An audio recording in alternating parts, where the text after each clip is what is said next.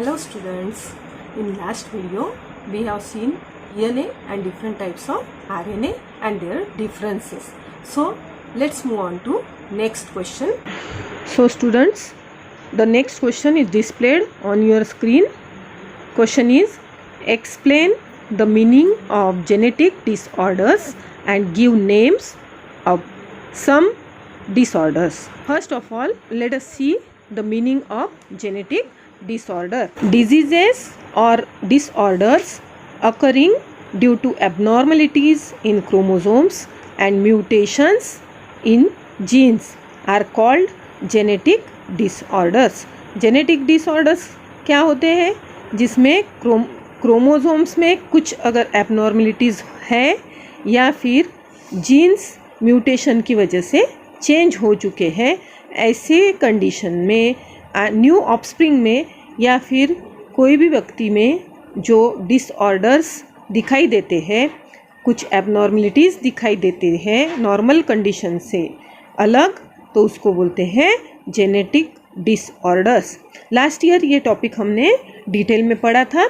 So let us revise, let us understand the human chromosome chart. All of you know that human beings have 46 chromosomes in the form of 23 pairs. There is great variation in the size and shape of these chromosomal pairs. These pairs have been numbered.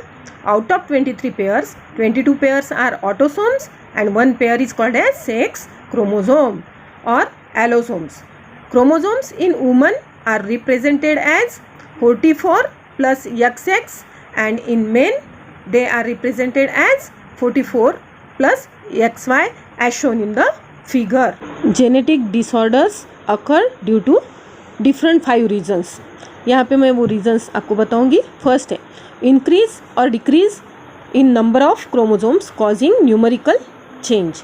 Chromosome के number में कुछ change हुआ तो genetic disorders होंगे. दूसरा, deletion of any part of the chromosome. Chromosome का कोई part अगर अचानक से गायब हो गया तो जेनेटिक डिसऑर्डर्स हो सकते हैं. Translocation of chromosomes. क्रोमोसोम अगर ट्रांसलोकेट हो गए, चेंज हो गए, तो जेनेटिक डिसऑर्डर्स हो सकते हैं. सडन चेंज और mutation occurring in the normal gene turning it into the defective gene. Gene के अंदर सडन चेंज हो गया मतलब जीन्स के अंदर म्यूटेशन अगर हो गया, म्यूटेशन हमने पढ़ा हुआ है, तो वो जीन डिफेक्टिव हो जाता है एंड ऐसे टाइम पे जेनेटिक डिसऑर्डर्स होते हैं. Mutation in more than one gene at the same time causing polygenic disorders. Polygenic disorders में क्या होता है? मोर देन वन जीन में अगर कोई म्यूटेशन हो गया तो उस टाइम पे पॉलीजेनिक डिसऑर्डर होता है, क्योंकि poly means many, genic means genes. Many genes में साथ में अगर डिसऑर्डर हुआ तो पॉलीजेनिक डिसऑर्डर्स. अब इसके एग्जाम्पल्स देखेंगे हम.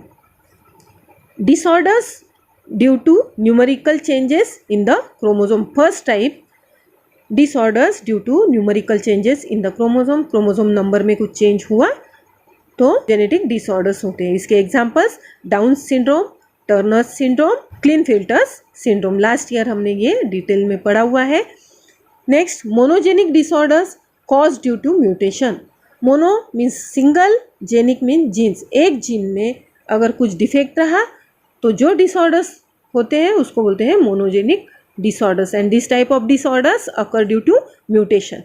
Example, Hutchinson's disease, Tay-Sachs disease, galactosemia, phenylketonuria, sickle cell anemia, cystic fibrosis, albinism, hemophilia, night blindness, etc. Third type के डिसऑर्डर्स है polygenic disorders.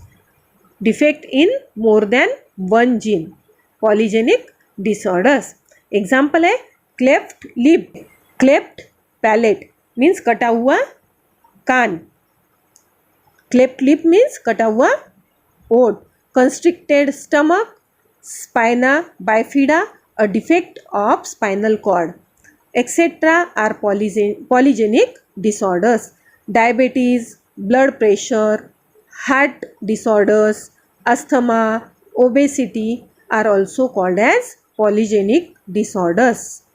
Okay, here the questions are completed. हम इसके आगे का पढ़ेंगे. अब With the help of RNA, the genes present in the form of DNA participate in the functioning of the cell and thereby control the structure and functioning of the body. ये हम क्या पढ़ रहे हैं, आप लोगों को समझ में आया क्या? पेज नंबर 1 नीचे का पैराग्राफ.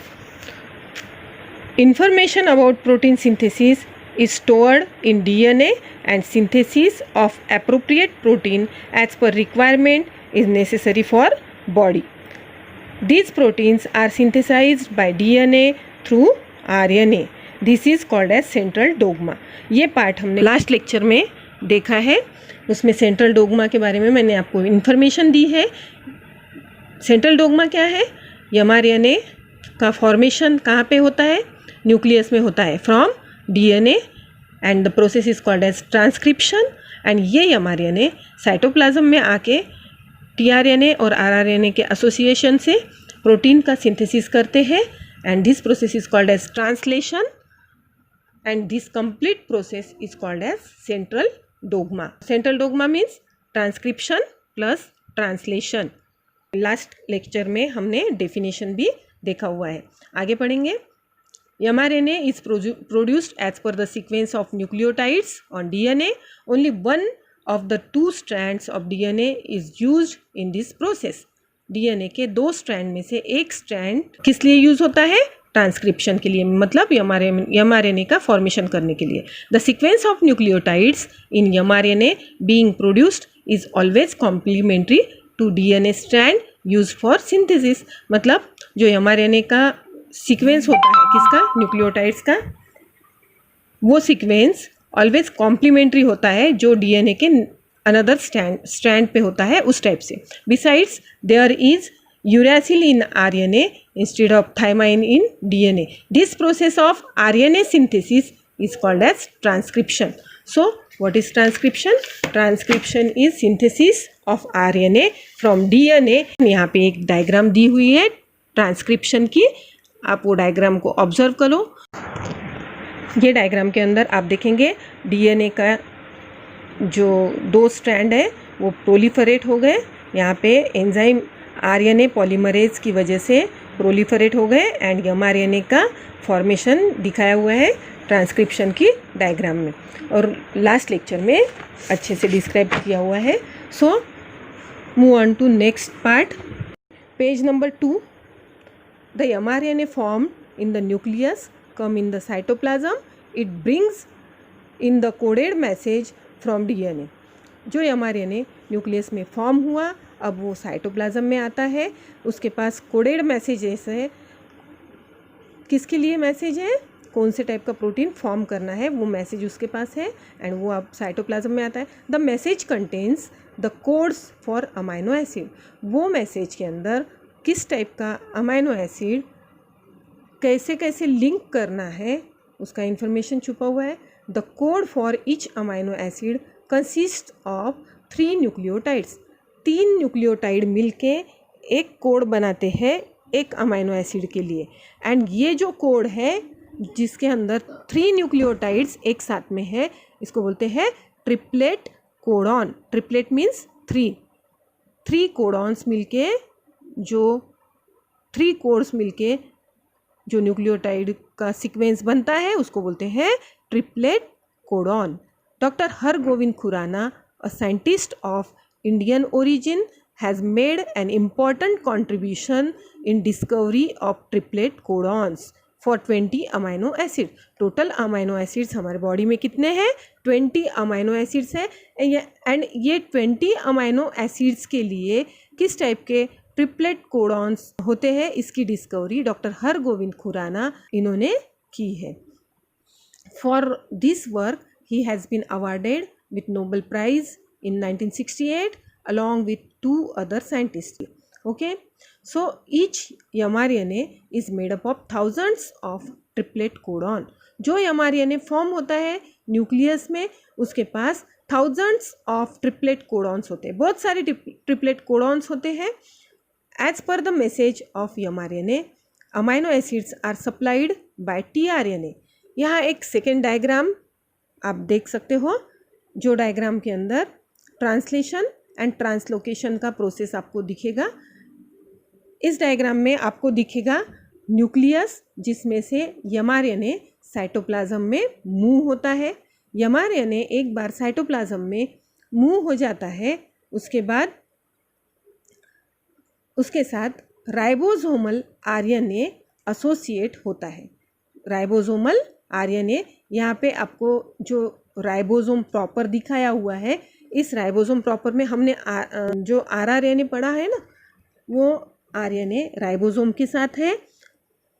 इस राइबोसोमल RNA के फंक्शन मैंने लास्ट लेक्चर में आपको पढ़ाए हुए हैं। So as per the message of mRNA, amino acids are supplied by tRNA। यहाँ पे ट्रांसफर RNA आपको दिखेगा, जो tRNA mRNA के ऊपर जिस टाइप का कोड होगा, मतलब फर्स्ट 3 कोडॉन्स को लेके जिस टाइप का कोड होगा, उस टाइप का अमाइनो एसिड सप्लाई करेगा मतलब सप्लाई करेगा, सेल में से ढूंढकर mRNA तक लाएगा। For this purpose tRNA has anticodon having complementary sequence to the codon on mRNA। अभी इसके लिए जो tRNA है, tRNA के पास कॉम्प्लीमेंट्री कोडॉन्स होते हैं। यहाँ जो डायग्राम में tRNA दिखाया हुआ है, tRNA के नीचे आप ऐसे 1 2 3 लाइंस देखते हो, तो ये क्या हो गए, एंटीकोडॉन्स है। एंटीकोडॉन्स मीन्स जो कोडॉन्स mRNA पे ट्रिपलेट कोडॉन प्रेजेंट है, उसको डिकोड करने के लिए एंटीकोडॉन्स की वजह से वो अमाइनो एसिड प्रॉपरली ढूंढ के यहाँ कोडॉन्स के पास में लाते हैं।